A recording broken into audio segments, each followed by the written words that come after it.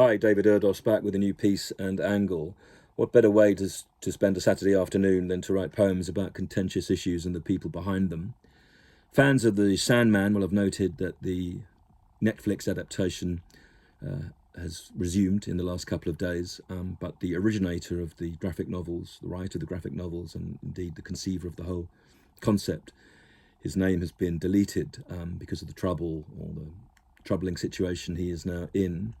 So this poem deals with that, and also in a wider aspect, the notions of tale and teller and the kind of truths we can trust and depend upon. And also, of course, considers the notion of the victim in all aspects of these kind of situations. GAIMAN'S grains. Roderick Burgess resumes his imprisonment of the Sandman.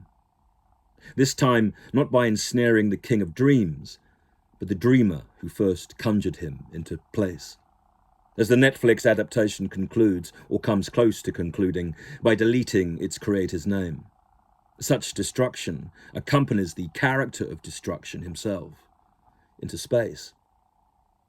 Is Gaiman guilty? If so, then that is both the start and end of his sentence, spun once so securely that they seem to spill everywhere, as his books bubbled forth from the Furies' pot, plot, and cautions, with his fervour for regard so commercial, yet he is not the true king of the graphic arts, rightful heir. And we all know who that is, the man who takes his name off of movies, apart from those he has written, or is writing now in his lair. But for Gaiman, who preened, his slick and sudden sheen has been splintered, and his Gothic trappings, particularly where women are concerned, sees him bared, not so much an emperor without clothes, as one who sought to soil every garment.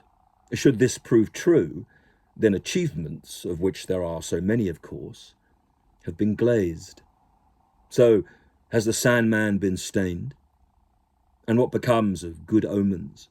And now, behind smoke and mirrors, will kneel in neverwhere, or sit dazed, struck by what it is hands can do when not committed to paper, but to their own haunted hungers? Or do fame and repute's satisfactions push the heat underskin into haze? And so Gaiman's grains start to seep.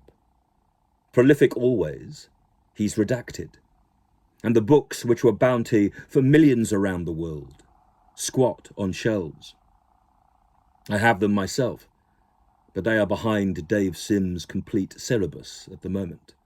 Yet there they are, calling cages within which demons and wizards are housed, also elves. So will he wait a century too before new forces free him? Or did 40 years of creation enable him and his head to command all those who came into an open marriage to mar him? Can he write his return, or dream futures in which Orpheus restarts singing, and Morpheus masters what fate in waking up hard still demands? David Erdos, the 5th of July, 2025.